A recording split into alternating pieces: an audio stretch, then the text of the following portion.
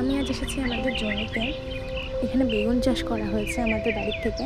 প্রচুর বেগুন ধরেছে গাছগুলোতে, তেমন সারও প্রয়োগ করা হয়নি, তাও প্রচুর পরিমাণে বেগুন হয়েছে।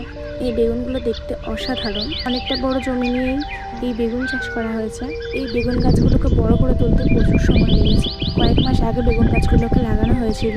খুব ভালো করে পরিচর্যা করার পর বেগুন গাছগুলো এতটা বড় হয়েছে। এই বেগুন গাছগুলোতে এত সুন্দর সুন্দর কালো কালো বেগুন হয়েছে। এর যত্ন না করলে কিন্তু কোনোভাবেই সম্ভব নয়। হালকা বেগুনি বেগুনি কালার হয়েছে।